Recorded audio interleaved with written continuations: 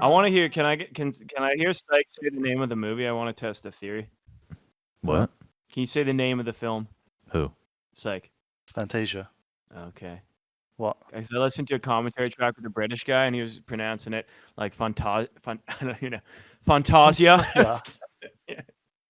I wanted to know if that was accepted default No. UK English. Okay, so you think it's a shitty film.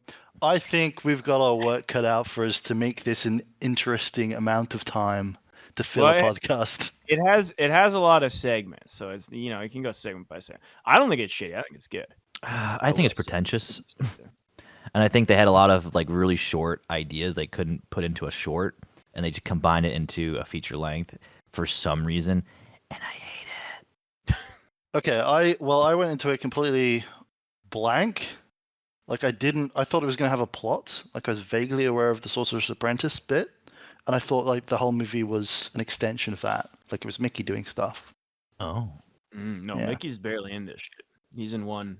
I don't know. I wouldn't say.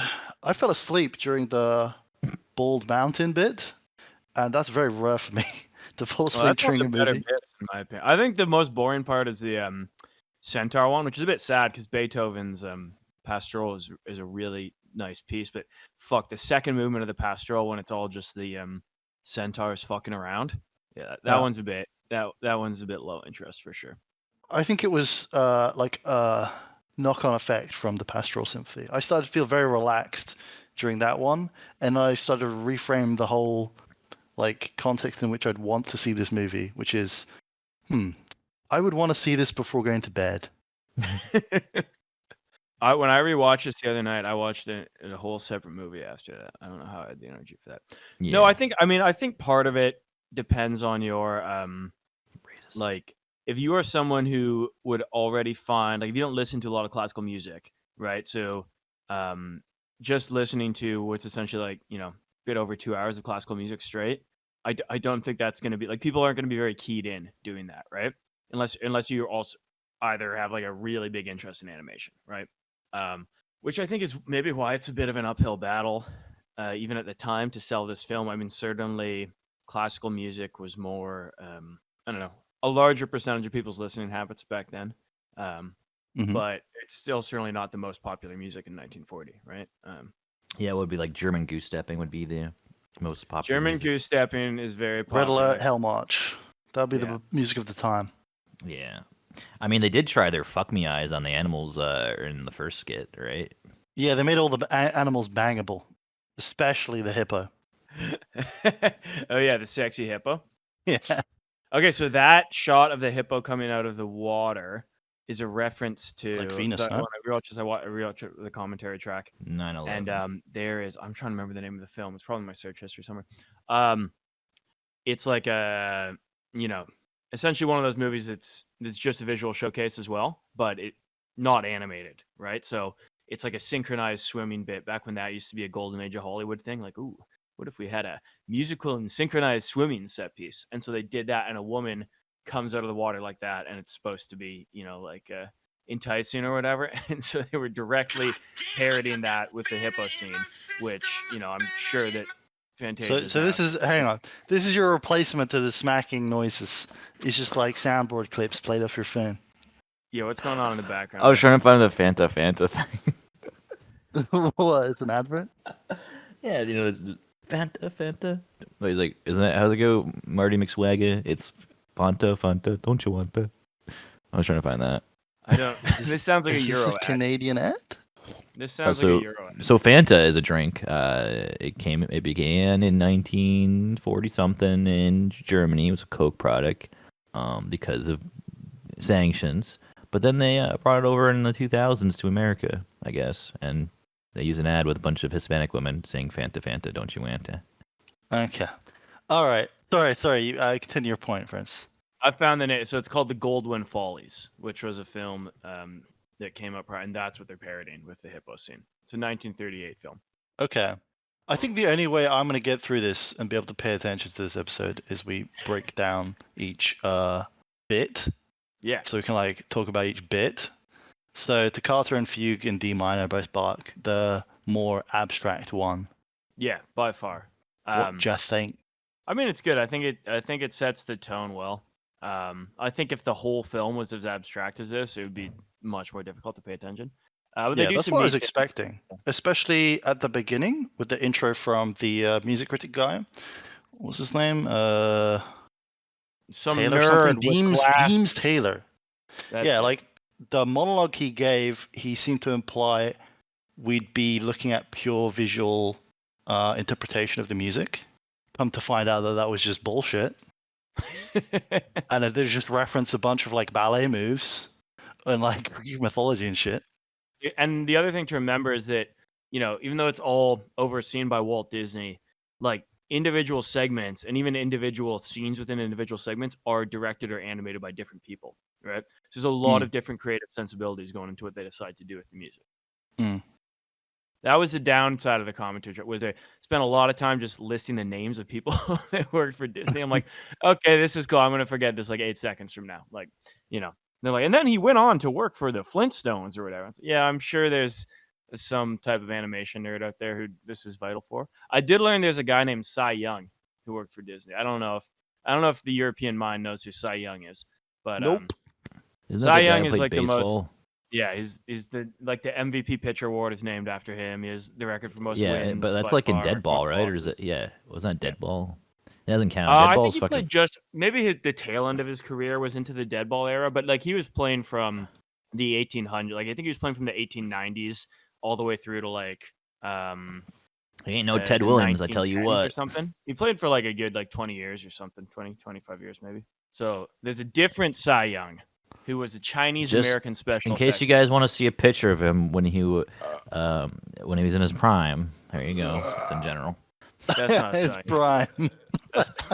That ain't Cy. Emaciated, confused, cross-eyed old guy. Okay. Ain't no way that's him. Oh my God, that's him. 1951. That photo. Yeah. So he would have been. What was his position? He's a pitcher. That's like he's the all-time great pitcher. Okay, how do you think Disney pitched this film? So my understanding is that it started from like, Disney had the Sorcerer's Apprentice idea first, which is part of why that one is so much more. He's slurping already, straight out of Wawa's. Part of why that one is so much more plot integrated between like the music is called this, and also. Frankly, in terms of the piece of music, I would say it's like the least well-known or the least like kind of like canonized piece of classical music they picked is the Sorcerer's Apprentice, but it's like the most famous sequence, right? So he had that idea first, and even recorded that in a separate thing. And somewhere in the process of talking about the recording, because originally they thought they did a lot of short films, like most animation studios, short films were the main thing they did during that period of time. That's what part of why Snow White a few years prior was such a big breakthrough. It's because wow, someone made an animated feature film like. This is crazy. They must have worked like 600 people to death. What do they do with the shorts? Just put a bunch of them together and screen them, or do they like put them on TV? Or they would play like them TV, at. Dude. This is pre-TV. So like the theater would be like TV. Huh. So they would, if you went to a cinema house, like you would expect to see some short films and the feature and maybe a B pick, right? Have you ever seen Three Stooges? I have not. Three Stooges have a lot of shorts. Oh my goodness. Yeah, crazy.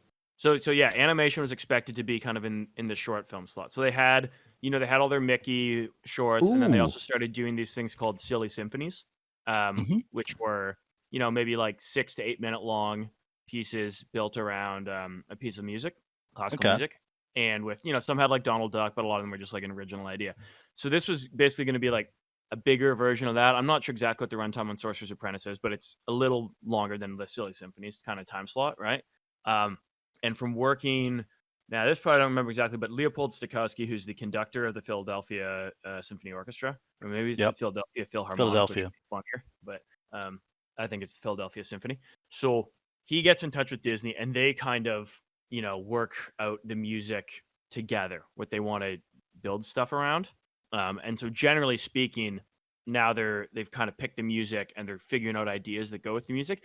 It is interesting because they're not always 100% accurate to the score. They try to be, but for example, there's a in the Bald Mountain section, there's a sequence. It's essentially a repeated sequence musically, and they cut that out, and they were very afraid of cutting it out because they thought they were going to piss Stokowski off, and he was fine with it eventually. And for example, in the Nutcracker Suite segment, the movements are actually out of order, which doesn't, I guess in terms of if you're looking at like concertos or symphonies or whatever, it'd be very gauche to do the movements out of order. Maybe you'd skip some movements for like a youth orchestra thing, or if you want to make a night shorter if you're doing some big Mahler piece or something. But to do the symphony, all the movements, and do them out of order, nobody would do that. Whereas a suite, I guess the idea is because it's a collection of songs. That's really what suite means. You can mix and match with them, and so the animators mixed and matched the sequencing of the suite to better fit their ideas. So it's not always 100% as laid out, and I think they only maybe do like 6 out of the 8 pieces in the suite as well, or something like that. It's not 100% following what's on the written score, but it is pretty tight. Like they're building around what they have there. Okay. I feel like I'm like the complete average person when it comes to classical music.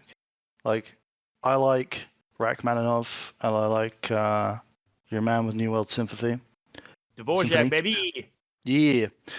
And I've gone to like some orchestral performances, but for the most part, classical music bores me. So Disney wants to popularize classical music with this film, but for the most part, I'm pretty bored while watching this. I think he also wants to. There's maybe that aspect, but there's also the aspect of he wants to, I don't know, artisticize. I don't think that's a word, but artisticize some of the concepts of animation, right? So they're doing what's seen as a bit more of like a highbrow feature, right? This isn't an animated short for kids. This is, you're going to listen to one of the best conductors in America and his orchestra play like these big pieces. These are, for the most part, big pieces from the classical canon, right? These are like, very substantial pieces, and it's a big long feature. It's a really long runtime as well for an animated movie at this time, right? So I think he wanted to be like an event. I remember they developed, going back to Fanta, the Sody Pop, they developed an all new sound system for this called Fanta Sound, and that was part of the distribution issues as well. Was that they developed this sound, the recording, and it's essentially like the antecedent of surround sound. Surround sound, exactly. It's stereo, but technically it's surround. No, it's more than 2 channels. But I mean, this also predates stereo, right? Like stereo didn't become popular till the late 60s. It's literally in the Wikipedia, the first commercial film shown in stereo. Yeah, I couldn't get to the bottom of whether it was stereo or surround. But, it's both. Depends where you put it. Maybe it depended on where it was screened, like what they had set up. Because apparently in the Broadway screening they had 96 speakers. 96. Yeah, I think part of the issue is that they couldn't. Disney was like, he expected RKO to like, well, we'll do a roadshow then. Fuck you guys, where we can end. Yeah, they could never get to the right balance of they did a roadshow for a bit. They couldn't get distribution. In the end, apparently RKO just ended up doing a lot of the release as a B picture doubleheader with like some random Western. You know what I mean? So the distributor they like cut it down to 80 something minutes and removed the bits with the staccato or Deems Taylor rather. Yeah, so that's part of why, like, I think Disney started Buena Vista Pictures is that they wanted more control over their own distribution because the distribution they saw is disrespectful. But it is honestly, it's a tough film to sell as well, right? Like, it's not like it wouldn't be a great commercial success. Why would I want to go see a movie when I could of shorts when I can watch a short and a movie, a real movie? Yeah, I mean, a big part of the reason it made so much money over time is that they would keep re-releasing it, right? And leading up to, and then they eventually put out Fantasia 2000. But Disney's original idea was like, well, every few years we can add some segments and change them around, and it's like a tour, where they play some new ones off the new album and some of the old hits. And they didn't really end up doing that, but they did re-release Fantasia, especially before the advent of widespread home video. That was a big thing. This is something they would show again and again and again to try to, make it feel like a prestige event or whatever. Every few years it would come back. Yeah, it does sound like halfway between a film and a Broadway show. I saw pictures of people going to see Fantasia, and it's like people dressed to the nines in furs and pearls and stuff. That's what we used to do back then when we had a country. Yeah, the road show was a big deal. Not even just for a lot of big Technicolor musicals. I think even all the way into the early 60s before this really started kind of flopping and those style of musicals also faded away. That was a big part of the release strategy for big Technicolor musicals was, It's like a 2.5-hour long musical. It's Technicolor. It's got big stars, whatever. This is MGM's big film of the year. And before it does a wide release, it's going to hit all the major cities in the US. And if you're like, I don't know, trying to be a respected society person or whatever, this is an event to attend. All right, explain the photo. What do we got? That's Fantasia. Oh, that's her name? Fantasia is a black woman? It's also a black lady. So what did you think? The name is classy. Her name is Fantasia Monique Barrino Trailer. Nice. You just known professionally Google as image search Fantasia. Well, how am I going to go to Fantasia Wikipedia if I don't type in Fantasia first? Okay. What did you think of the abstract section, Bosco, of the book, the first segment? That one was the penis one, right? You know what? Yeah, I'm open to your description of which one was the penis one. I mean, a lot of them had to do with dicks. Was that which one was the goldfish, the fish or something? Look, one the fuck me eyes. Was that That's part of the Nutcracker suite? Yeah, I don't remember the first one so much. Then was that just still like kind of like they're jerking you around and saying, "Hey, we're about to start, guys," and it had some like bullshit like with like shapes and stuff on the backdrop. Yeah, I kind of tuned out. I'm like, when is this fucking shit supposed to start? Not gonna lie, it wasn't clear because they introduced it, but they're introducing the show and they still have the show introducers there. I wasn't really sure what am I like. When's this supposed to start? I'm like, is this like they gonna turn the lights off in the theater soon? Like, what's going on? I was kind of confused, I guess. Did you guys find as people who are maybe less into classical music, like you were saying, you're kind of like the medium, right? Like exposed to it, but not an enthusiast. Did you find the talking helpful, the description of what was happening helpful, or did you find that part less interesting? Shouldn't know what the fuck out of me.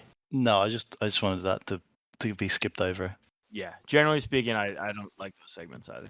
I don't know if it's like Al Franken. If he told me something instead of showing it me, it'd be probably a lot better. I guess the question on my mind was like when he was talking about the Sorcerer's Apprentice being the only bit that had plot.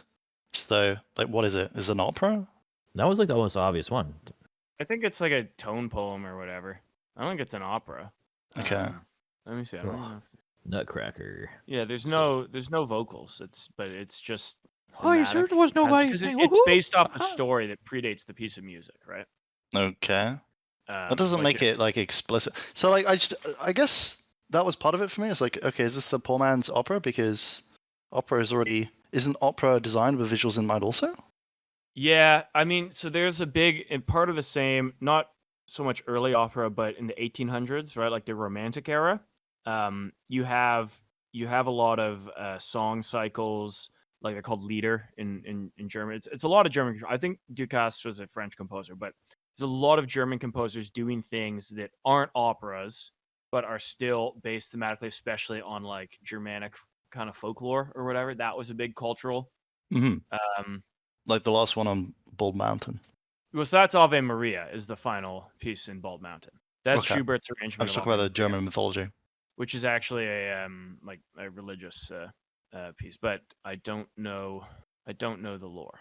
Apparently, it's also based off a narrative poem. But it's based off of Scottish. Wow, Scottish guy loosely. And we're back to what was the name of that show? Still Game, dude. That's a great show. Welcome to Still Game. Yes, have you seen it? We're back to pre-show material.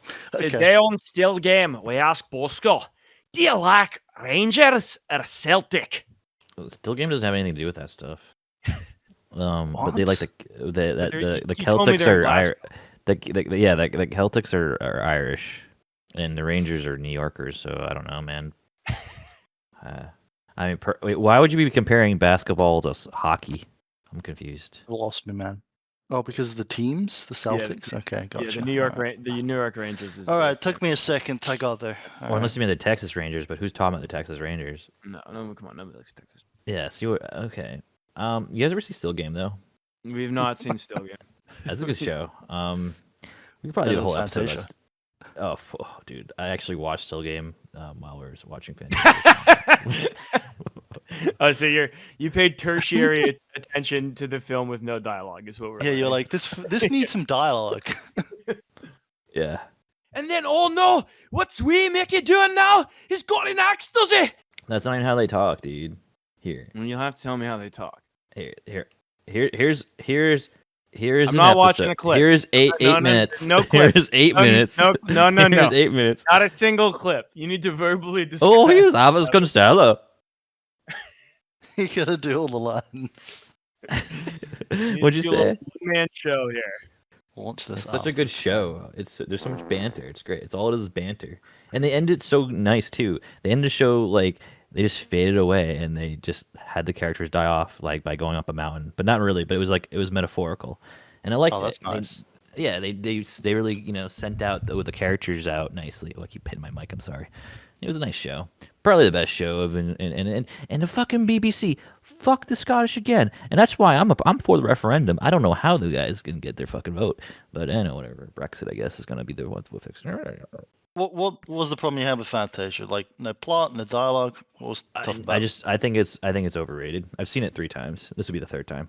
I just think it's overrated. I don't like the whole idea of just having shorts and putting them together because I hate that. If I wanted to watch a short, I'd watch them one at a time, and if by my own choosing. But none of them I would go out of my way to watch. Maybe The Sorcerer's Apprentice, but I've seen it more than I've seen Fantasia itself. Okay. Would you go see some classical music?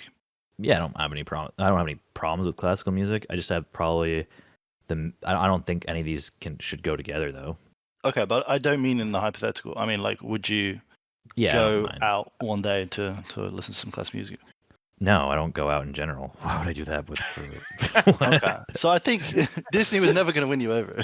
Yeah, I was never going to be won over. But in regards to the short thing, like let's say they did like I don't know Mahler Symphony No. 2 or something. Okay, so like a long single piece of music, and they animated it.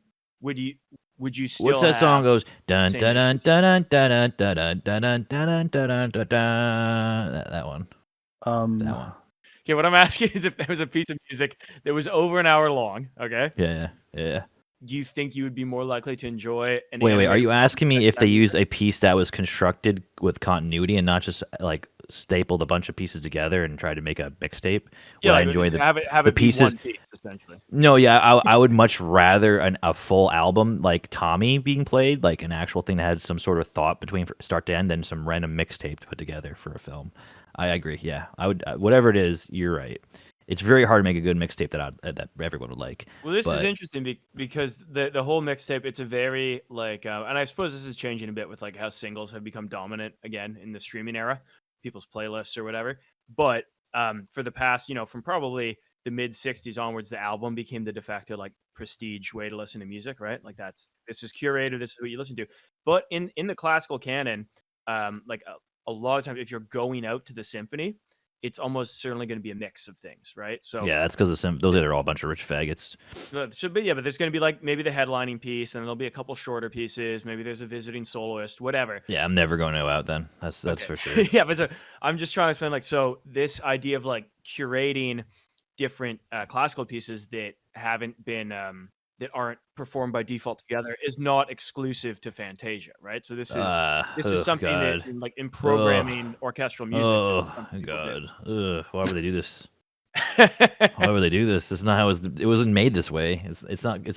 This is capitalist bullshit, and this is what I hate Walt Disney about. He's just a fucking guy that stamps on the socialist neck and says, give me more, make this mixtape for me, I gotta sell more RKO records, gotta get that doggy listen to the record player, and that's the controversy we have with this film. Did you guys hear about let's go. Okay, did you guys hear about the animator strike that happened?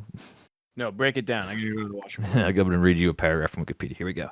In April 1939, Philadelphia advertising agent Mark S. Tutland filed an injunction to suit in a contempt to prevent the film from being made. They claimed the film originated from an idea of synchronized animation and classical music, which was he first described. Oh, so this guy stole his terrible idea. Oh my God. There you go.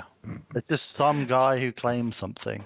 No, but there's like, so I didn't actually read this before, but there was a history of unionizations of animators during Walt Disney's time, and he stamped them like they destroyed these guys from trying to unionize. And I just hate the Disney. I hate Walt Disney.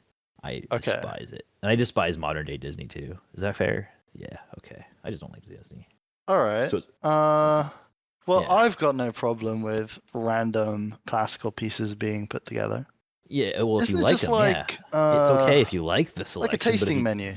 Yeah, but if you don't like the song selected, then it's like, what's the point, man? It's like that's why mixtapes are curated. When you create a mix, if I were to create a mixtape for you, Psych, I would like first figure out your wants and needs, and I just select them one at a time. But I can't do that. My mixtape for you can't be used for somebody else.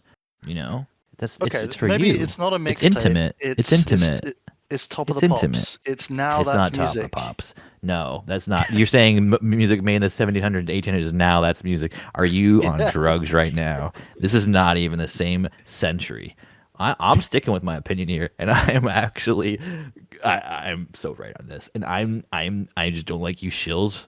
You guys are shilling for Disney. You want him to be cloned or have his head unfrozen, and I don't know. No, stop it. Okay, what's the music theory point? Like, what's the ideal reason why different pieces are brought together? I would assume it's because they complement each other, but like, well, like, what's the ideal way to structure a program? So not the music wise, but I think it's just because they allowed people to have different animation teams do each I guess skit or No, they definitely like picked the music first and then animated it. Well, I'm just saying they probably gave them a selection of gay ass music and then said, "Hey, pick one of these gay ass songs no, to they play to the didn't. gay ass Disney friends." and Stokowski like figured it out. Nah, I don't think I don't think Disney has any skill other than screwing somebody over. So I don't think that's the case. So no, I think the person that probably figured this all out was James Wong Howe because he's Chinese, so he's probably Cy Young was also Chinese. Don't forget. Yeah, it's true. See, it all comes back to Chinese and Scotland still game. Hello, Leopold. You want to put what in the picture? I don't know. Call one of the Chinese guys. I'm too busy hunting down Anne Frank. Yeah, exactly. Why can't we talk about Doctor Strangelove again? Can we do that? I thought my interest in the film it was sort of strong from the beginning because we had the abstract bit which bored me a little bit, but there's some cool effects in there of like flying instruments or something. And then they got into the Nutcracker Suite, which I have seen live as a ballet performance. So they're like bits that I recognized.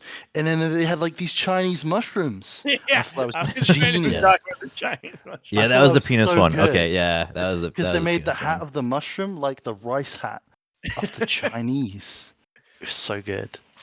And I was like, that set the bar really high for the rest of the film for me. I thought this is going to be full of visual gags. This is going to be really clever. Yeah, mushrooms. I think my favorite section of the Nutcracker Suite is actually the overall. I think I have that whole section on the lower half of the segments, but I like the the one of the different fairy sequences that when it moves to winter and they're skating on the ice. I thought that looked brilliant. Like the way they animated the ice skating with the trails and everything. I love that. Oh yeah. I looked into that, and the snowflakes look really good, right? Yeah. And those are gears that they filmed superimposed onto the animation. That's why they look so. That's why they like gleam in the light. Yeah. There's a lot of. They got some good tricks. Yeah, but oh man, the Chinese mushroom, that was the peak for me. It was like because in the Nutcracker Suite, you feel represented. Okay, I know what you know. No, because it's appropriate to the ballet where they have different ethnicities dance. So they went with that ethnicity and they did the dance, and it makes sense as a mushroom. Oh, it's so good. Do you like how the one it just doesn't hit the same way for the goldfish doing the Arabian dance? Yeah, should have made it a camel. Weird, beautiful goldfish. Hmm. They have the goldfish returns. There's a little goldfish cameo, I think, in Dance of the Hours later. Oh, I missed that. Yeah. Okay, so the Nutcracker Suite, changing of the seasons, then there's Sorcerer's Apprentice, and they redesigned Mickey for that. You go from the Steamboat Willie version of Mickey, where he's kind of like, I don't know, isn't he free domain now? Public domain? I think the big change is they changed the way they do the eyes, right? That's a big part. Like he has pupils on the eyes. I don't know exactly when that happened, but compared to those earliest ones, where it's like I think a solid black dot inside its eyes, the eyes are a lot more expressive with the pupil and everything, right? And the head shape probably changes a little as well. But they gave him more of a Winnie the Pooh type body as well. Instead of being circular, they made him pear-shaped, so he could like flop around and stuff more realistically. But that's like a big takeaway from this film. Like maybe it was a commercial failure, but they certainly seemed to develop a lot of tech. They reinvigorated Mickey. which I guess in the context that I'm reading is that like Mickey was boring. Mickey was passé by the time Fantasia came out. Everybody was all in on Donald Duck. Hell yeah, dude. Mickey was like a Boy Scout, and Donald Duck was just too mischievous and funny for people. I mean, Donald Duck is funnier than Mickey. Hmm. Do you guys like my favorite part of the movie? Maybe is when Mickey Mouse kills the broom with an axe violently. That part is really entertaining. I thought that was a little bit horrifying. Yeah, He like brought this thing to so life, gave it sentience, and murdered it. But apparently, It's you know slightly how they inconvenient. like cut away, so it's like shadows and the red flashes. Apparently, there was an earlier version where they just showed it explicitly, and they were like, "We can't do this." It's very funny to me to see, like, you know, Mickey Mouse is now this like very closely protected major corporate property for children, right? And yeah, we could just have him do murder in this one. If you guys want, he can do a murder in this one, no problem. Yeah, okay. I do also like the section where he's dreaming in The Sorcerer's Apprentice, where he closes his eyes and he's on top of that mountain with all the stars flying by. And apparently Walt Disney was very involved in that one. He was like directing a lot of the surrealist imagery he wanted flying by. And I think that works well. It's like a small break before we get back to the broom shenanigans. And to kind of have both those things, like the more narrative structure and still, visually more abstract, but stunning section. It does that very well. I think it's one of the stronger. It's deservedly one of the more famous sections, if not the most famous by far, because it's pretty strong animation-wise. Yeah, I started to wake up a little bit in this early part of the film. I was like, okay, there's something I can pay attention to and follow. Did you know that Wikipedia has like a thing where it helps you pronounce words? Yes. That's like I just right thought that was- there at the very beginning of every article. It's not at the Well, not beginning every of the article. Fantasia article. How am I supposed to say this? Yeah, I mean, I don't Fantasia. know, man. We're still talking about Nutcracker one, or we're talking about the Sorcerer's Apprentice? Yeah, we're talking Talk about about Sorcerer's Sorcerer's Apprentice. Yeah. Surely it That's the best one, and I'm okay with it. I would have been okay if they just released it as a short, and then I don't know, put some like some pornographic film after it or something. I don't know. But come on, look, you got to give it credit. 1940, it looks great. I don't want to give it credit because it's 1940. It looks like shit. It's a war going on. Where's these resources going? Okay, what's the The film? What are the Jews are films that look dying in the better? Holocaust, and Why we're did Mickey counting. Mouse kill the broom with an axe instead of Hitler? Yeah, why didn't Are you stop Jews dying the in 1940? Isn't that too early?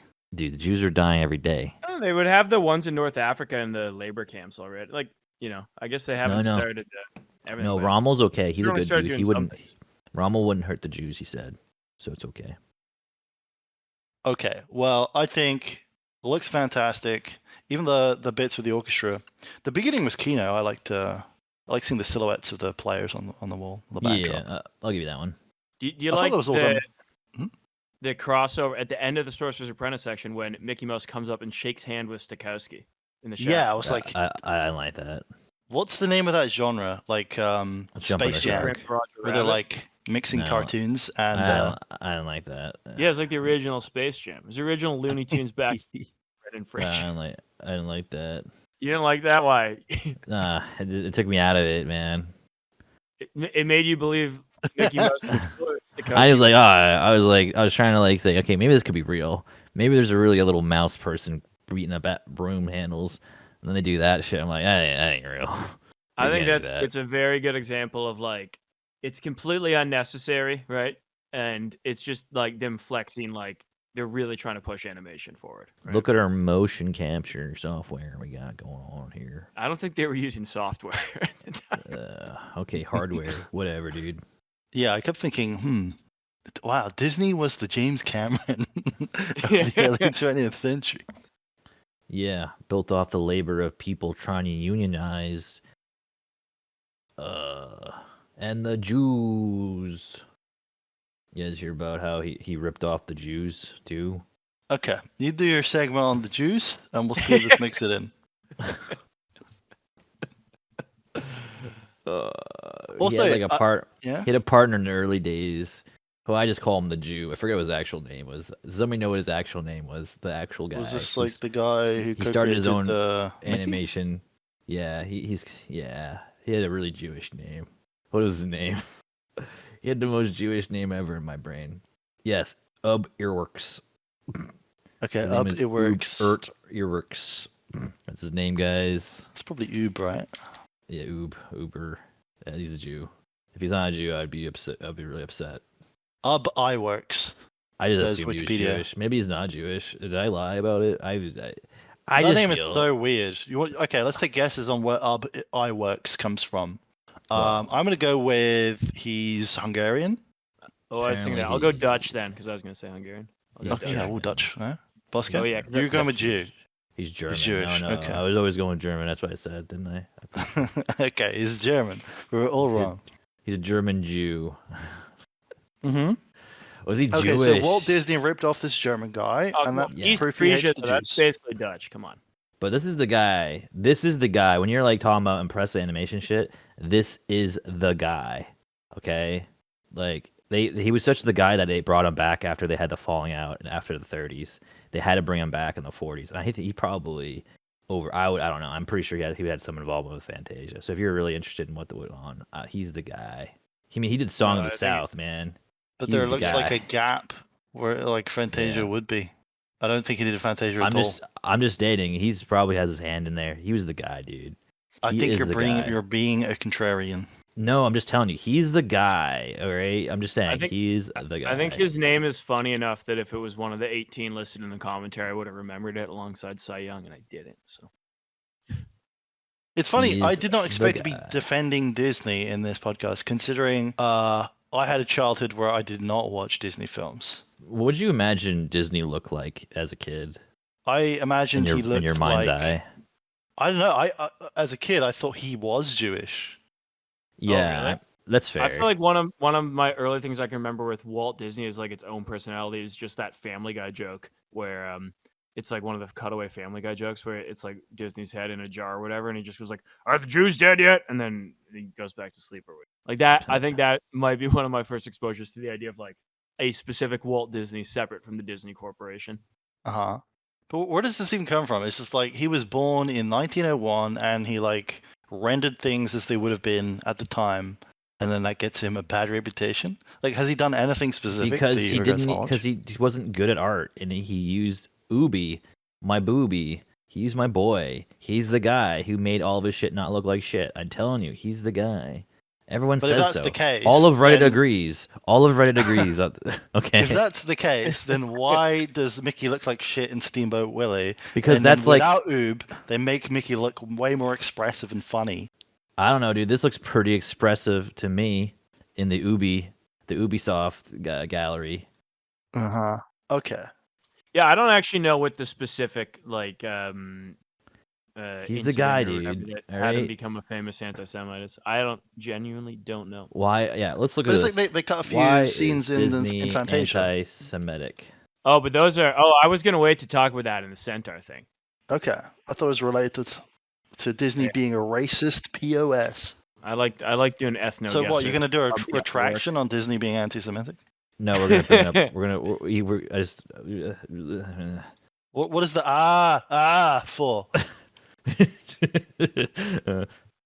Oh yeah. See, listen to this. Okay, I just googled it. So he was actually heavily involved in the creation of Fantasia, and particularly in the innovative technical aspects. Boom! Google saves it again. See, even actually, if you look at Fantasia in the Wikipedia, it says in 1940 he was rehired at the Disney Studios as technical supervisor for special effects for this film. So yeah, everything you were like saying, "Wow, bro, wow, this is great," and you're saying it was all Disney. No, it's our fucking the guy that got fucking Jewed by the big old Jew hater. Is there is technical supervisor actually he has all role? He has all the patents. He developed all the stuff like to make it look good and be cool and stuff. He's a good guy, dude. He's the guy, okay? He's just the guy. All right. Look, even says here his animation style was used for manga. And he this guy named Osamu Tezuki is like, dang, that's cool shit. And even Shotaro Ishimaro was like, that's some cool shit. And everyone knows what Shotaro Ishimaro done. He did Kamen Rider. So and Cyborg 009. So if you can't trust that guy, then you can't trust anybody. Funnily enough, for us having stumbled into this segment by accident, what he apparently worked on, the one thing he worked on was the handshake sequence with Stokowski. That was the you did a bit you don't like. Yeah. He's still the guy, dude. Among He's his still the fucking guy. handshake scene with Mickey Mouse and Stokowski. Yeah, he's the guy, dude. I can't. But What do we say, man? I don't think a technical he supervisor directed is any like in segments. charge of people. Yeah, It I doesn't think matter he if was he's in in charge of charge. doing the specific effects, right? So like something like the He's the Stokowski guy. thing, figure out how to do that shot. Because He's he's not not the a guy. big listed director. He's the fucking guy. Everyone, every listener right now, we're on a little segment break right now where we're discussing who the guy actually is. Can you please He's write in not the the comment guy. section about who the guy is, and please tell everyone here who the guy is. Is it Walt? Hate the Jews, Disney, or is it my boy who I can't even say his name right because he's the guy? Well, if he's Dutch, it's probably Oob. Oob. Is it Ubi Urix? Is it Ubi Urix? Is it that guy? How do you pronounce his name? Pronunciation. How to pronounce in real examples. Oh, there's real examples here. Wow. I think he was a guy. Okay. All right. Where are we at? We've done 3 of the 8 bits of this film. His name is Iwerks. His name is That was it. It's Okay. That's it. All right. That's what the internet told me. I think Rite of Spring is the best segment. This is my favorite segment. The dinosaur stuff is okay. I think it's good enough. It is, for that time, actually a big novelty to see dinosaurs animated, right? To see moving dinosaurs. This is not a common thing. But the best parts are the earlier sections of Rite of Spring. I think the space sequence is amazing. I think that's like astounding visuals, especially for the time. And I really like the lava section as well. I think it goes really well with the music. It's also a great piece of music. It's a piece of music like lends itself very well to animation, Rite of Spring, because it's a bit more aggressive and a bit more abstract in form, right? So it's about these like emotional punches that come naturally from the music, and you're not building it so much around like here's the melody, here's the development. Yeah, I think Rite of Spring's the best, and maybe an effect. I don't know if your boy worked on this. I don't know if I remember. Probably did. He probably did everything. He's the guy. What I learned was a very cool effect. Another like mixed real item with animation track to do the lava bubbles exploding like that. They made actual bubbles out of like oatmeal and like whatever. They did a little chemistry mix and blew them up, like boiled it or whatever, and filmed that popping, and then they animated over that, and that's how they get those like really elaborate, really natural looking bubbles expanding and popping into small pieces. Is from taking a real life like I don't know sludge mixture essentially. Yeah. Yeah, a lot of the motion in the film is incredibly realistic. Another one of the effects in that sequence where the smoke from the volcanoes. Apparently, they like dumped paint upside down underwater. Sort of the plumes of the way the paint dissipated through the water was the way they did the smoke. So it's like really clever stuff. It's kind of like magic, I guess. Yeah, because like don't quite know the effect how they did it. Because of Oob Iwerks, yeah. Yeah. The thing is, if you think you just don't understand how magic works, is that what you said? Well, the point is, like the with gathering, magic, you're impressed by the effect, but you don't know the technique. Yeah, it's like instant or a passive or something like that, or an enchantment effect. It's usually turn-based, though. Okay, all right. My favorite card was the pacifist card because I was always go white deck. What level of wizard do you think Mickey Mouse was? What's the one that makes him a grand dragon? That's the one. The next segment is Dragon Ball Meet the Soundtrack, where this is the least animated section.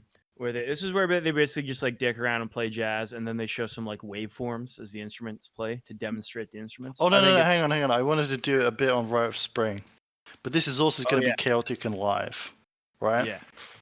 So I read on the website which must not be named. You know the one. Reddit. Oh yeah. That a New York Tribune writer was all libtarded about Fantasia and said it was a Nazi movie. And I'm pretty sure that she was bothered by the Rite of Spring bit, which the contemporary people were, because they were like, this is teaching evolution, kind of, right? That was a real discussion I learned from the commentary track around the time. They were worried that, even though evolution by this point in time is like, generally it's certainly not 100% accepted. And this was a real concern they have is like, what do they want to show? And they were originally considering continuing the segment past the dinosaurs into like, Ice Age, early mammals, whatever, early humans. and they decided not to do that because it would have been seen as too much of an explicit, I don't know, I guess endorsement of the theory of evolution, and they were worried about alienating the audience beyond the dinosaurs. Right. So we've got this libtarded author. What's her name? Donna Thompson. I have this is a cold read. Okay, I'm skimming it though. She's talking about Disney. She's like, Disney, he's a genius. Stokowski, he's a genius. But two great talents have taken the work of supreme and less supreme talents, names the composers, and have managed to out-genius genius in a supreme insult to the composers and to themselves. Mr. Stokowski, in particular, collaborates to the Holocaust of the masters he adores in a performance of satanic defilement. When was this produced? Was this written before the Holocaust or after the Holocaust? It was written in 1940, my guy. Oh my God, they're talking about the Holocaust before? How did they get the word Holocaust in there? That's what I'm thinking right now. Did Anne Frank tell him about it? Even into the 60s, Holocaust got used as a word generally and didn't always mean like the Holocaust. I think it's. Well, I know, but like, why would it happen in the 40s though, before the Holocaust? Okay, just the term. Okay, let's keep going with this for a bit. No, that's a good question. That's a good question. It's a good question where we need the facts. Yeah. I don't know. How does etymology work? I thought they invented I thought Holocaust was a copyrighted term they came out with. But you don't find it a little ironic that it was happening in the 40s? There's a Holocaust that everyone denies what's happening until after World War II, and they're like, "Oh my God, the Jews were getting killed." You don't think oh my! Single use of the English word Holocaust. The Holocaust has like very. I don't know. Let's see. When was it used first? By the Jews to describe what the Assyrians were doing to their babies. But after that, like, what do you want me to say? Like, why would I be using the 40s though when Anne Frank's hiding in a bunker? But by the way, this woman was kicked out of Germany. Anne so Frank? She has an axe to grind. No, Donna Thompson. So she knew about it and she didn't tell anybody? No, she was kicked out before that. Like, I don't know. was she? Or was she? Donna Thompson. When did she get kicked out? Okay, anyway, she says, the Holocaust of the masters he adores in a performance of satanic defilement. Blah, blah, blah. All I could think to say of the experience, in quotes, as I staggered out, was that it was Nazi, in quotes. The word did not arise out of an obsession. Nazism is the abuse of power. How do you link Nazi and Holocaust and tell me that isn't a quinky dink? Okay? Isn't that crazy? You're telling me Nazi and Holocaust. Oh, that appears all the time in language together. They knew, dude. They knew. I'm telling you. They knew. Like, I guess it's true. They knew. They were complicit. Nazism is the abuse of power, the perverted betrayal of the best instincts, the geniuses of a race turned into black magical destruction, and so is the Fantasia. The Fantasia. The Fantasia. I believe that. You know, it's very funny bringing up during this specific section because in the case of The Rite of Spring, Stravinsky is actually alive. Stravinsky lived to like the 60s or 70s. Right. Stravinsky is alive when this film came out, unlike all the other composers. So I think they did actually discuss with him, like he at least had some level of approval over what they were doing. So it's very funny that this writer's like, by daring to combine music and visuals, they've destroyed everything that's ever existed in art. Oh, she even mentions the sexy animals. Okay. Oh yeah, thank you. So only the animals are in a state of grace in any of the later Disney films. When his animals, she's referring to Snow White. When his animals are beautiful, he makes them purely animal. When he humanizes them, he makes them vapid or vile. A fish is a fish until it gets a girl's face. Then the painted and mascaraed eyelid droops with an invitation to be prostituted. Told you. You guys think I'm crazy. The website that shall not be named is called bbcnews.com because he doesn't have his license to speak on content posted there. But luckily, us in North America can say whatever we want. But you can't post. You can't go to the website in Britain if you don't have a license. You can't repeat iPlayer, things on the website without a reproduction. Can I have your iPlayer account information so I can watch BBC stuff? I've been asking for like 2 months now. I mean, technically, I would need a TV license to have an iPlayer account, so I can't give you that, can I? Because I ain't got a TV license. Can you ask your dad for his TV license account? My parents ain't got no TV license either. Can you ask your mom? Fucking hell. No, I'm serious. Like my parents don't Can have a TV you ask license. Hippie then for his TV license? Maybe Hippie does. I kind of doubt it though, right? So it's a phenomenon where people like No one cancel has their one, but TV everyone license. has one. Everyone No, watches TV like, old though, people right? have them, but people who stream things just decide like it's not worth it. But they're coming after you even if you stream it now. They want your TV license if you stream. No, but you don't need a TV license to stream. I know, but they want the money though. Give money plucks, shit like that. Yeah, it's part of what makes like Britain a mockery. Those like adverts where they're Your we know country's where stupid, you by the live. way. We know that you don't have a TV license. Your country's stupid, by the way. Like we do dumb shit, but your shit's retarded. You picked an interesting time to criticize British public broadcasting. Yeah, because we're talking about Fantasia. When NPR is like kvetching all over the news about Trump. Which one is it? Is NPR a state-run media or is it not? Tell me, Mr. God Almighty Psyk. Which one is it? It's supposed to be public now. Yeah, so then it doesn't matter. They're defunding only like 20% of their funding. They'll be fine. I think it's like 2%, and that's what's funny. Yeah, so it's like nothing. They'll play some ads then. No big deal. Yeah, but then we can get some ads. Half of your country is bitching about like not paying money towards this. Yeah, okay. Whatever. It's probably because they're not very moderate when they talk about political things. They have to need some racists on there, and they'll be fine. Yeah, that's the biggest problem. Like, no, I'll admit, like they don't really do a good job of showing the point of view from a fucking racist or a MAGA person when they do their discussions. They don't do a good job at that. Okay, so you get taxes extorted from you to pay for NPR.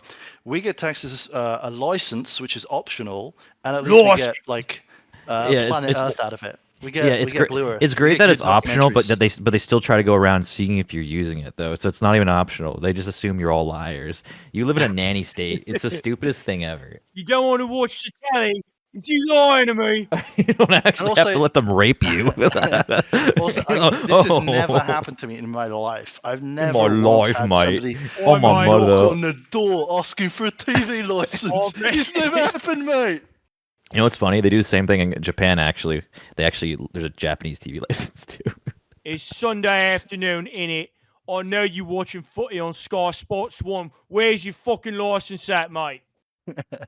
Yeah. I've had some fun with today. We've covered a lot of topics today. We've covered Still Game. We've covered Fantasia. We covered Disney being a racist. The guy Ubi works. Yeah. I just ignored all of this. I've allowed the images to stream by. So we're doing some good shit.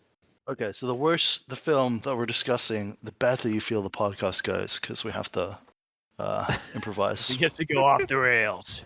Yeah. Okay, but we got to get this done, man. We got to get this done. Pastoral Sympathy. I keep fucking up that word.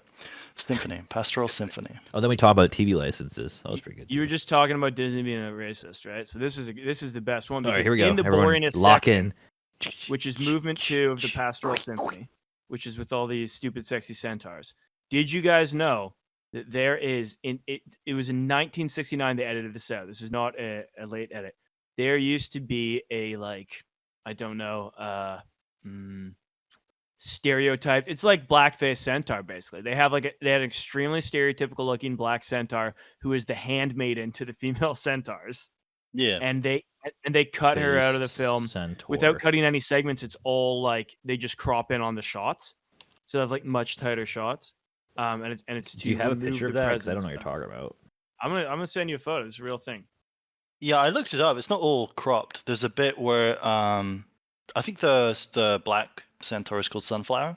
There's a bit where Sunflower rolls out a red carpet, and then in the edited version, holy shit! Well, that just shows how little Disney can do without the guy, because he would have gotten rid of that easily. Okay, but he would have are you giving no. the guy credit for this film or not? Because you seem to flip flop on that. What I'm saying is that without him, they couldn't get rid of this, and because he wouldn't get rid of it, because he's like, we have to keep this in there. It's for the integrity of the film.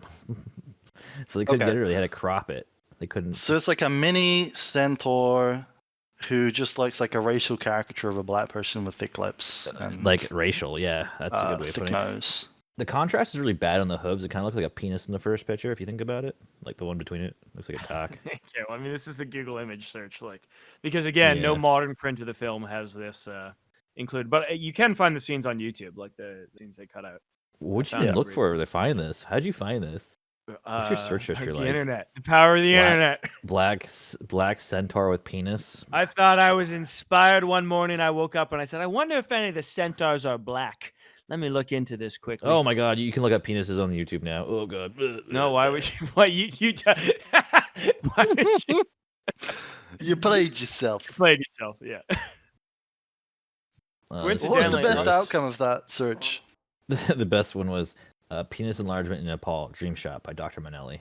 And then Gledel No, Black. I mean, what were you hoping to find? I said black centaur with penis. Yeah, this is okay.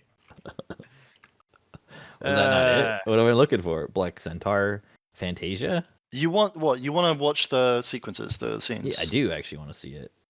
Okay, Oh lordy! right, Oh lordy! Oh, they do a side by side. Look at this shit. There's no dialogue. My god. Oh lordy! It's me. I'm a Santa. That does not happen. There's a side by side, so you can even see the croppings and how they did it. Yeah, apparently the film grain is more noticeable on the crop shots because it's zoomed they in. Don't have a digital zoom or whatever, right? So it's just a tighter cut to the same pieces of film. Oh, there are some fully replaced shots here. It looks like it's yeah. They can use AI now to fix this though. Yeah, I'm pretty sure most tech companies they have put no provisions in. So if you just send them something and remove the blackie, please. Remove all the black people. The AI is going to do that, no problem. I think that's yeah. There was a point where I was like, "What race are the centaurs?" Because one of the yellow centaurs. Oh, they look like they released. An they Oriental removed one? it from the official there's DVD some in one blue scene. ones as well. It's a good one. They actually removed it right. really well. Disney was James Cameron. Oh man, because the guy was there. The guy was there, dude. I'm telling you. You and the fucking guy, man. Oh wow, there's one around 1:16. You see the carpet rolling. It's like, oh look, it's rolling by itself on the official DVD, but it's no, clearly a slave is rolling it. It is. They would have probably had to go in frame by frame and paint over the. That wouldn't be that hard. Yeah, but it's a bunch of work. I could probably do that with a little bit of caffeine in a week. The guy could do it in a day. A week? That's communist talk. 1 hour.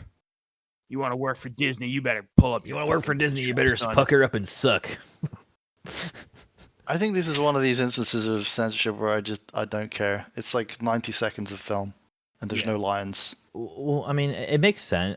So being on an honest provision, an honest look at it, it makes sense to get rid of it because you have to erase Black history as much as possible, so they don't think that there actually is any racism.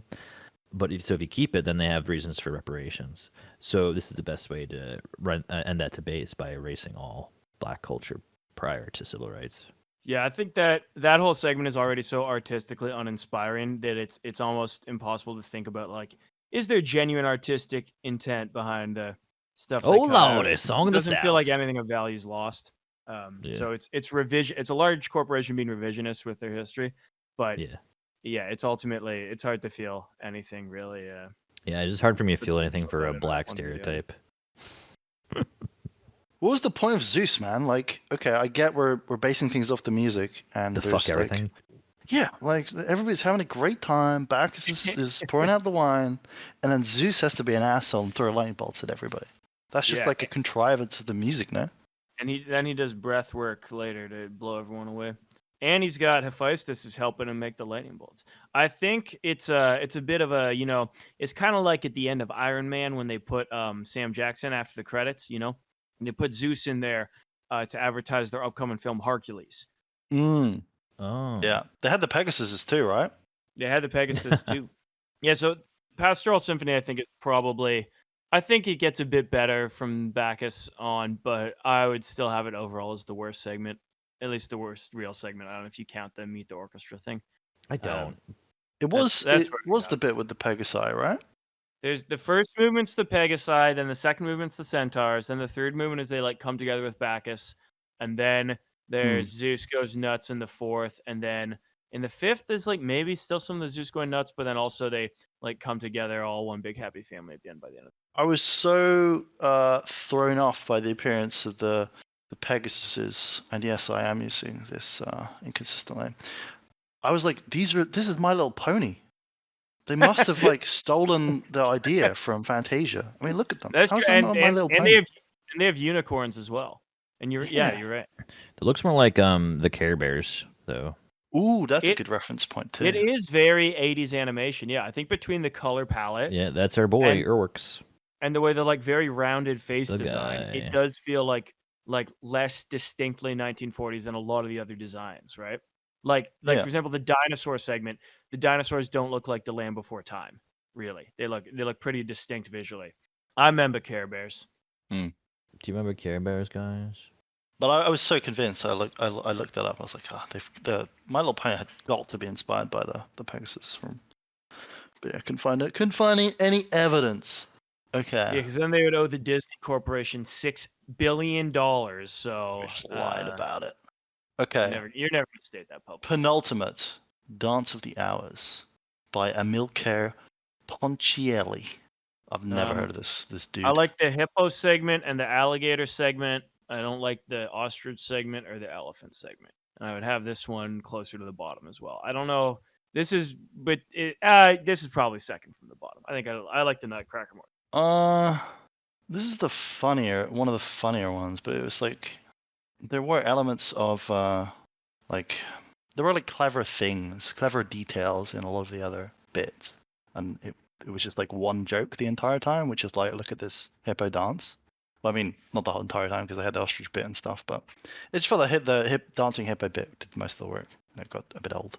Yeah, like it's the big part is what if we had animals doing pseudo-authentic ballet choreography essentially, and I think they do a good job with that concept, but there's only like so much you can do with that concept.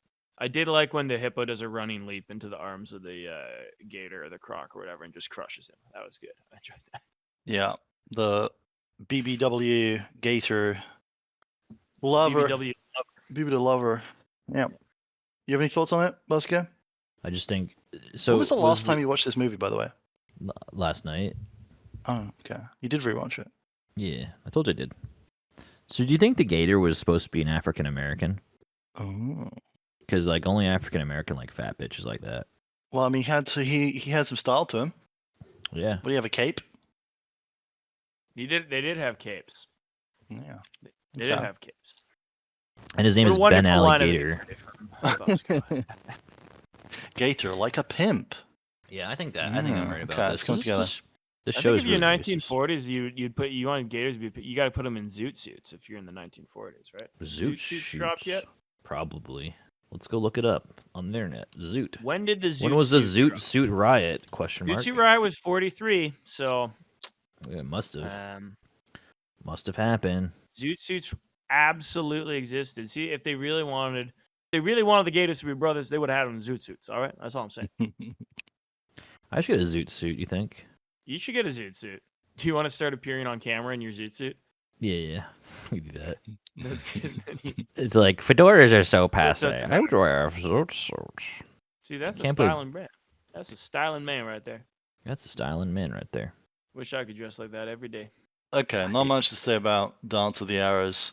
We're moving on to the bit that I fell asleep during. I cannot believe you fell. I think not about now. I will say, in your defense, it comes at the end of a long movie, and you're a little burned out by the two prior boring sections. It's hard, I will say in your attack, or your offense, no, you can't fall asleep through this garbage. Just play it twice the speed like I do, and just go through it.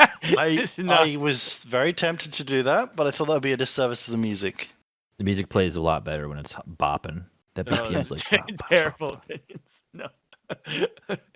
Say, can't we get this to bop a little harder, Leo? RKO's saying we can't put this out unless there's a few swing numbers. Is it too late to get Glenn Miller in? Yeah, the kids aren't going to listen to this shit. Yeah, I think Night on Bald Mountain and Ave Maria is pretty great. I think this is one of the stronger segments. I'd probably have this just under. I don't know what I like more between this and Sorcerer's Apprentice because they're very different, but I would have those as the two just under Rite of Spring. I think this is a really good segment. And I mean, I like the bit I saw with the big demon. Yeah, Chernabog.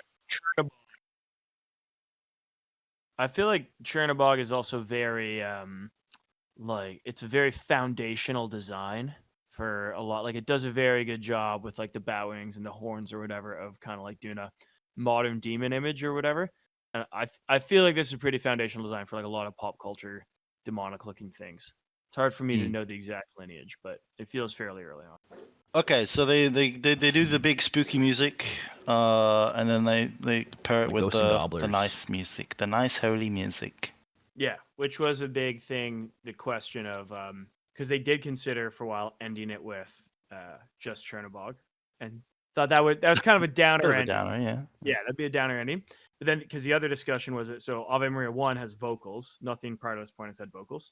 And secondarily, it's the only like non-secular piece of music in the film. And so there was like it's like this is going to get shown around the world in like not necessarily Christian countries or for not Christian people.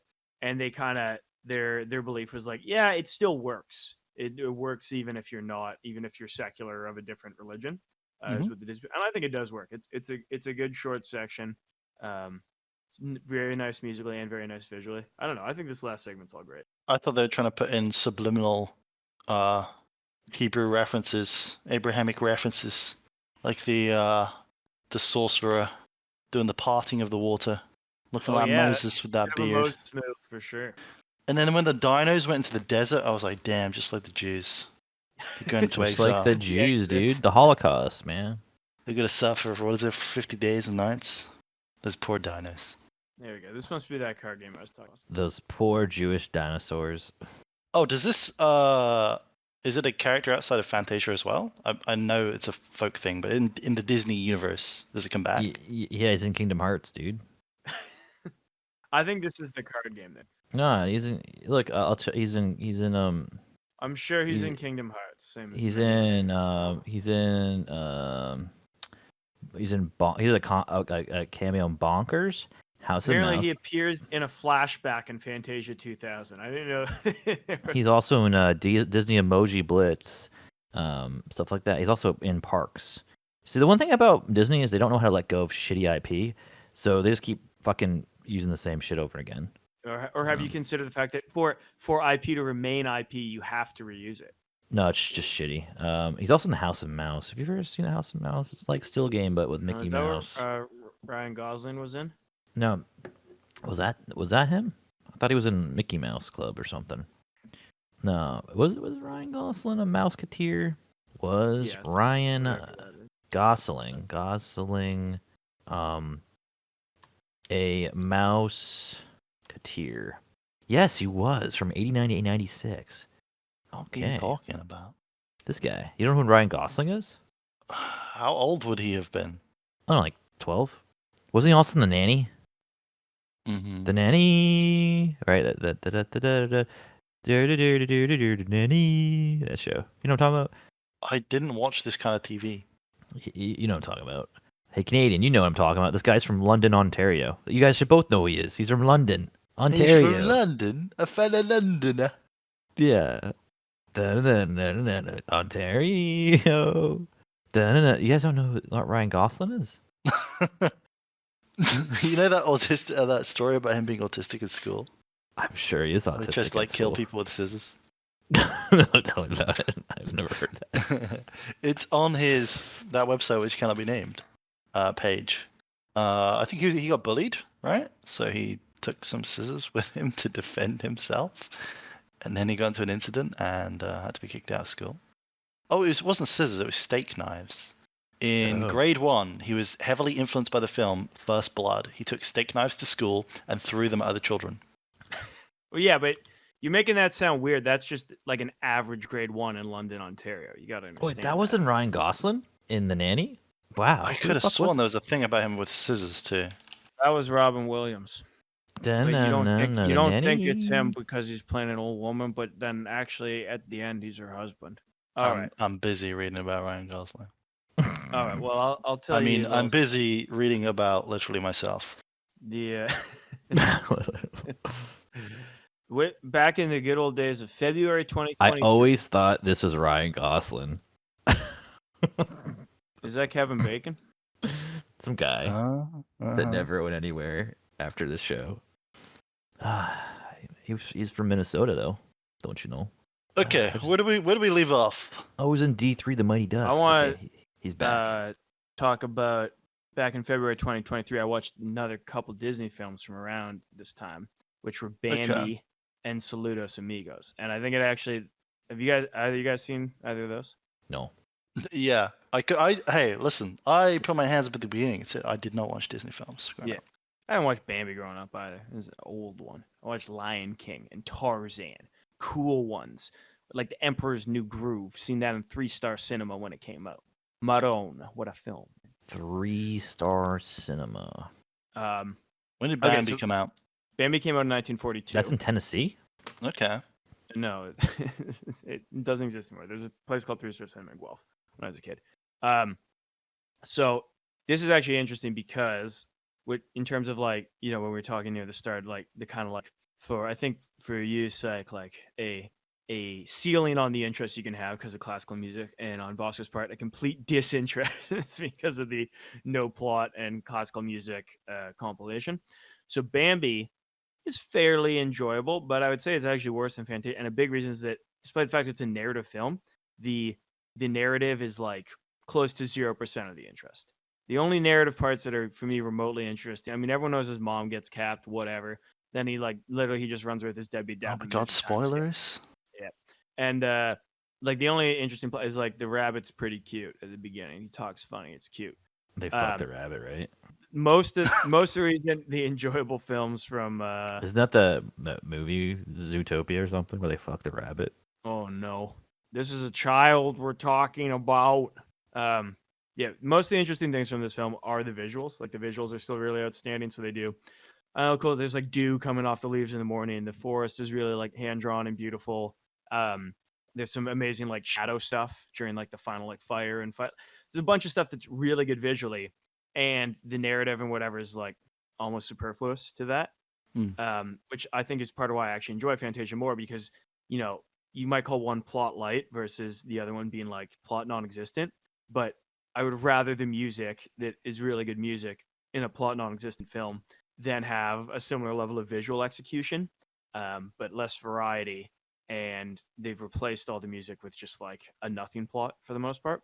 And then the other film, which is interesting because of what Bosco said in terms of why would I want to watch a compilation or whatever, is that's what Disney pivoted to doing after Bambi. So the film that came out after that's called Saludos, Amigos, which is a compilation film. So I think a big part of that was the wartime economy, both what they could realistically make in money and distribution without the European market and everything, and in terms of they probably had less staff, less labor because you're in the war effort, either directly or indirectly.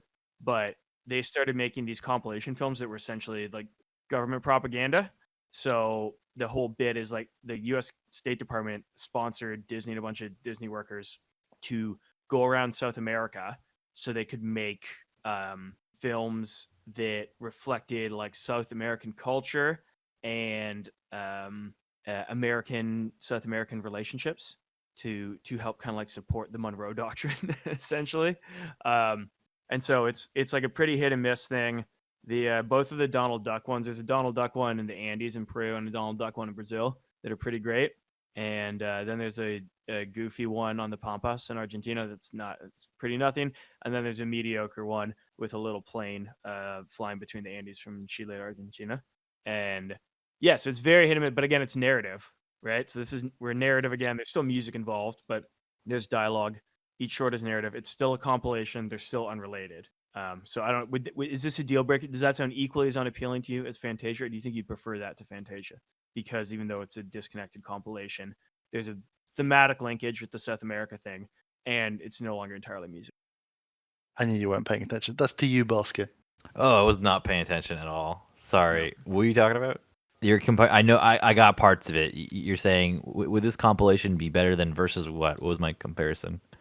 Versus how you didn't like Fantasia. Yeah, I know that. For the reasons you gave for not liking Fantasia, because the concept of the compilation and it being, because I think Fantasia is better than this. I think Fantasia is better than both of these. What was this though? What was the comparison? I don't know what this is. I was gone. Oh no. Hey Craig, can we get some playback, like, so I know what to do? No, what was the? Why can't you just? Craig, can I get some fucking playback?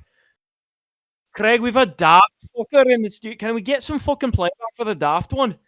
I was reading something on Wikipedia. So what was the comparison? Okay, what I heard was Saludos, Amigos, was like a bunch of stories from South American culture, right? So they're connected by a theme. I don't know what that means. Saludos, Amigos. I've never heard of that in my entire life. Oh, you never aside from this 7 times I just mentioned it in the past 5 minutes. Yeah, I've never heard of that. How do you even spell Saludos? You're on Wikipedia. Amigos. Were you printing the pages off Wikipedia and stuffing them in your ears? Is that what you're doing? No, I just focused on it and I completely zoned out. Sorry. It happens, man. Okay, just hey, can I get some conceptually. playback like Pig? We can't do playback. What's the concept, please? Stop. Okay. You put me on the spot. You make me anxious. The fucking Fantasia is the mixtape. Well, it's not really a mixtape. It's like fucking radio. No, I know what player or something Fantasia like is. that, You DJ. just tell me what the fucking comparison is. Saludos to Amigos is the concept album. Okay, fine. Okay. Would I prefer a concept album over a mixtape? Yes. Duh. Okay, I think that's the best answer you're gonna get. Because obviously, why would I got not? it in line. We made it to the end. We did because I literally stated I would, and when I made my argument, I want something that had some sort of thought going from start to finish, not some goddamn fucking mixtape. Yeah, so I was trying to explain the ways it does that and the way. The thought of let's play some fucking jams that some people might like and just do random shit and make it, and then get the guy to come and fix our mess and get the blacks in there and make fun of them. The guy. That's not a thought. Sorry. So, I mean, take it up with what was his name, Stanikowski or something. Take it up with him. Stokowski. Leopold Stokowski. It's got the Stokowski seal of approval. I don't know if the guy worked on Saludos Amigos. I'm sorry to say. I'm not seeing him on Wikipedia. I think he was dead. No, in 42. He died in 1971. Saludos Amigos. He went into shock. He went into cardiac arrest after he found out. Is this a movie? Walt Disney removed the black centaur from his Saludos Amigos is a Disney movie. That's also shit. I hate Disney. Terrible. I really thought I'd be the one with the anti-Disney attitude here. I mean, it's just good because the way I introduced this a movie? 2 other Disney movies, so it really tells you just how long ago he started reading Wikipedia. No, I remember you saying that. I do remember you saying that, but that's when I was fading out. I do remember that fade. All right, I'm fading. We gotta wrap this up. But I never understood like that was a Disney movie. I got what you're saying, but now I'm looking at the poster. I'm like, oh, I know what this movie is. This movie sucks. It's not a very well-known Disney movie, right? It's a garbage movie. Because it's a compilation movie and it's done under the wartime restriction. You know, all these things. Yeah, well, the Nazi Germany was a bad country at the time, so that's what happens. You think this is what led to Brazil declaring war on the Axis? So Disney stopped making this trash and sending it to their country? All right, let's wrap it. Bosco, you clearly didn't like the film. Wrap. Let's go. Wrap it. I thought it was meh. I guess my personal hang-ups would be I'd rather watch 45 minutes of abstract imagery set to music than 2 hours where like you can see. Yeah, I think that's fair. If they got it down to 45 minutes, I would probably be okay with it. What if they put an intermission in it? Because like in the original, no, I don't need an intermission. Intermission is a way it makes it worse actually. But in the original Roadshow, when the orchestra gets up and leaves, and then they come back in before they do the little jazz and instrument demonstration, that was an intermission in the original presentation. I had that in my copy. Oh, you had the full intermission in there. Yeah, I have them getting up and leaving, but then it's pretty immediate. They come back. I watched Spun Off Daily Motion, so I don't remember something about that. This is why you haven't been impressed by the visual aspects of the film. Somebody's got it, but it looks incredible, man. See, this is the problem. You guys are trying to look at it from 2 different ways. I'm looking at it from the common man, the poor Indian the common guy man from Bangladesh, used life at 2 times speed and 240p. Yeah, the guy that can't afford anything but a film on a CD that has to play it at 320p to fit it on that 700 megabytes, and they have to pay it a little bit faster to fit on that space because it's too big. And there's no features. Fantasia on a Game Boy Color. There's no features in it, and they have to do it. I'm trying to be the everyday man, okay? The little Indian boy in Bangladesh trying to, learn some English here and there, so he can, steal some money from your mom and dad. You picked the right movie for it. Yeah. And I appreciate that he's both Indian and Bangladeshi. You're welcome. So what kind of awards did this piece of shit make? You want to keep going with talking about this film? I thought you want to be done with it. We have to finish up our podcast. Awards? I don't think this won shit. I mean, so then why the fuck is it on the list? So there's not. I don't think that there wasn't an animated anime. I don't know what year they introduced Best Animated Feature and Best Animated Short, but it's certainly not this early. Remember, the first ever Best Animated Feature was Snow White, which I think came out in like 38, and then 37, and then Pinocchio came out in 40. So like this is the third feature-length film Disney ever made. Wow. Right? and no one else is really doing animated features. There's a lot of places doing animated shorts, but not all. It's not animated features. Well, it made the Vatican's list of 45 great films. What more of an award could you want? Yeah, it's good they kept Emery in. The first ever year they had Best Animated Feature was 2001 for Shrek. Shrek won over Jimmy Neutron, Boy Genius, and Monsters, Inc. So this is actually interesting. So the Best Animated Short category has been around since 1931. Who won? Since the 5th Oscars. And Disney won it every single year until 1940. And then he lost it in 1940. To who? Maybe they spent all their energy on Fantasia. Who they Nothing lose to, from though? Fantasia. No Disney film was nominated in 1940. But he wins again in 41 and in 42. That's when they started making the explicit war films. So like, but who they lose it to though? To Fred Quimby, who you might know as Mayor Quimby from that. He's the Tom and Jerry guy. Oh yeah, he's a good guy. That's what's it called? That's Tom and Jerry. No, it's Chuck. His name is Chuck Jones. That's the animator. Okay. How are we wrapping this? What's a good quote from the movie? That's not, yeah. I mean the bit Deems Taylor speaks. I guess that counts as dialogue. Yeah. Yeah. Don't forget. There's also when Mickey Mouse talks to Stokowski. That happens. All right, we ready to roll? Yeah. Anything else we got to talk about this movie? I don't think so. Did you have a Mickey Mouse bit to end this, or you just want to go out? Yes, of course. I repeat, when Igor Stravinsky wrote his ballet, The Rite of Spring, his purpose was, in his own words, to express primitive life. And so Walt Disney and his fellow artists have taken him at his word. Instead of presenting the ballet in its original form as a simple series of tribal dances, they have visualized it as a pageant, as a story of the growth of life on Earth. And that story, as you're going to see, isn't the product of anybody's imagination. It's a coldly accurate reproduction of what science thinks went on during the first few billion years of this planet's existence. Science, not art, wrote the scenario of this picture. According to science, the first living things here were single-celled organisms, tiny little white or green blobs of nothing, in particular, that lived under the water. And then as the ages passed, the oceans began to swarm with all kinds of marine creatures. Finally, after about 1 billion years, certain fish, more ambitious than the rest, crawled up on land and became the first amphibians. And then several 100 million years ago, nature went off on another task and produced the dinosaurs. Now the name, dinosaur, comes from 2 Greek words meaning terrible lizard, and they were certainly that. They came in all shapes and sizes, from little crawling horrors about the size of a chicken to 100-ton nightmares. They were not very bright. Even the biggest of them only had the brain of a pigeon. They lived in the air and the water as well as on land.